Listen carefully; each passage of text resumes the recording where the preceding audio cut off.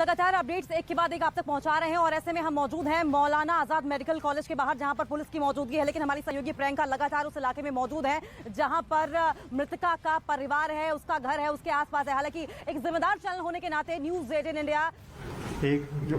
Incident हुआ था उस टाइम पर डिसीज्ड के साथ एक और लड़की थी और उसके मुताबिक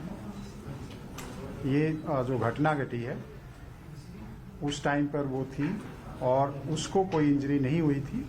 और वो उठकर वहाँ से चली गई थी। और इस मुद्दे में हमने जो भी एफर्ट्स किए हैं कल, उसका परिणाम ये रहा कि अब हमारे पास एक इंसिडेंट की आई विटनेस है और वो पुलिस के साथ कोऑपरेट कर रही है। और इसमें अभी 164 सीआरपीसी के तहत उसकी जो स्टेटमेंट है वो रिकॉर्ड कराई जा रही है। यह इसके लिए इस केस के इन्वेस्टिगेशन में एक सिग्निफिकेंट डेवलपमेंट है और जो एक्यूज्ड हैं उनको एक तरह से सजा दिलाने में हमारे लिए महत्वपूर्ण साबित होगा।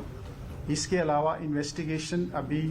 जारी है। इन्वेस्टिगेशन अभी प्रारंभिक स्टेज पर है, बहुत पहलुओं पर इन्वेस्टिगेशन हो रहा है और जल्दी ही दिल्ली पुलिस की ये कोशिश है कि जल्दी ही इस इन्वेस्टिगेशन को कंप्लीट कर लिया जाएगा और जो अपराधी हैं उनको सख्त से सख्त सजा दिलवाई जाएगी। Thank you.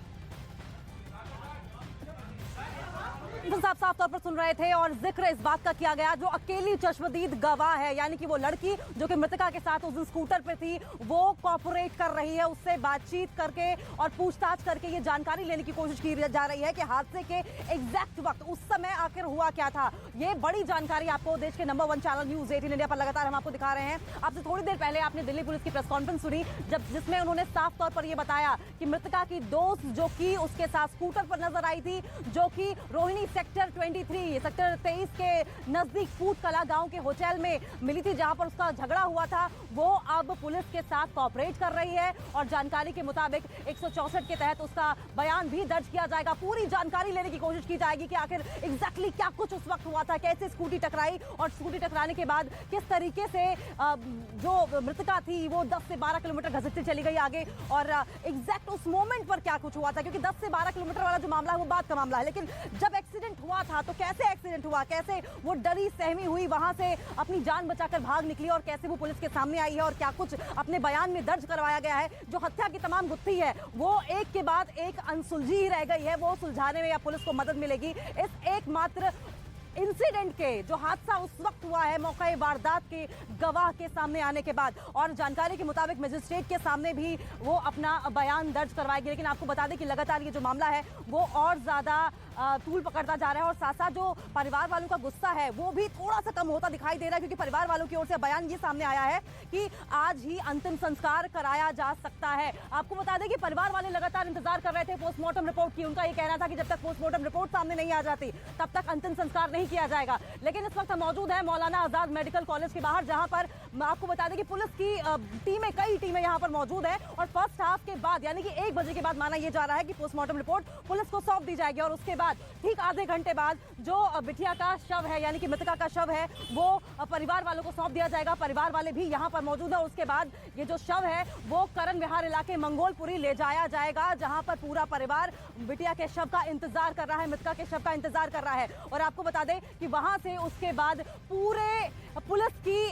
एक तरीके से कहा जाए सेफ्टी के बीच में उसे अंतिम संस्कार के लिए स्मशान घाट लेकर जाया जाएगा। लेकिन पल पल की जानकारी हम आप तक पहुंचा रहे हैं। पुलिस की इस टाइम पे जो पेशानी है उस पर शिकन बढ़ी हुई है। पुलिस के सामने चैलेंजेस बहुत हैं, चुनौतियां बहुत हैं और बड़ी वजह यह भी है कि इस इंसिडेंट के सामने आने के बाद पूरा देश गुस्से में नजर आ रहा था। सबके जो सवाल है सबके दिमाग में वो यही चल रहा था कि यह हादसा किसी के साथ भी हो सकता है और इसीलिए पुलिस के सामने चैलेंजेस बड़े थे और इन चैलेंजेस को दूर करने के लिए पुलिस फूंक फूंक कर कदम रख रही थी। हर वो एंगल तलाशने की कोशिश कर रही थी जिस एंगल से इस केस को जल्द से जल्द सॉल्व कर दिया जाए। ये केस इतना ज्यादा सेंसिटिव था कि खुद गृह मंत्री अमित शाह ने इस मामले में संज्ञान लिया था और संज्ञान लेते हुए स्पेशल सीपी शालिनी सिंह को इस मामले की कमान सौंप दी थी और साफ तौर पर तलब करते हुए कहा था कि जल्द से जल्द इस मामले को सुलझाया जाए, जल्द से जल्द रिपोर्ट पेश की जाए। और उसके बाद तुरंत एक्शन लेते हुए शालिनी सिंह मौका वारदात पर पहुंची थी, जौनती पहुंची, उसके बाद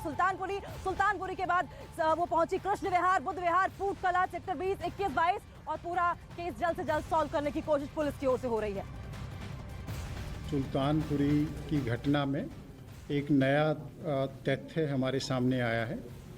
जिसके अनुसार एक जो इंसिडेंट हुआ था उस टाइम पर डिसीज्ड के साथ एक और लड़की थी और उसके मुताबिक ये जो घटना घटी है उस टाइम पर वो थी और उसको कोई इंजरी नहीं हुई थी और वो उठकर वहाँ से चली गई थी। और इस मुद्दे में हमने जो भी एफर्ट्स किए हैं कल, उसका परिणाम ये रहा कि अब हमारे पास एक इंसिडेंट की आई विटनेस है और वो पुलिस के साथ कोऑपरेट कर रही है और इसमें अभी 164 सीआरपीसी के तहत उसकी जो स्टेटमेंट है वो रिकॉर्ड कराई जा रही है। यह दिल्ली पुलिस के लिए इस केस के इन्वेस्टिगेशन में एक सिग्निफिकेंट डेवलपमेंट है और जो एक्यूज्ड हैं उनको एक तरह से सज़ा दिलाने में हमारे लिए महत्वपूर्ण साबित होगा। इसके अलावा इन्वेस्टिगेशन अभी जारी है, इन्वेस्टिगेशन अभी प्रारंभिक स्टेज पर है, बहुत पहलुओं पर इन्वेस्टिगेशन हो रहा है और जल्दी ही दिल्ली पुलिस की ये कोशिश है कि जल्दी ही इस इन्वेस्टिगेशन को कंप्लीट कर लिया जाएगा और जो अपराधी हैं उनको सख्त से सख्त सज़ा दिलवाई जाएगी।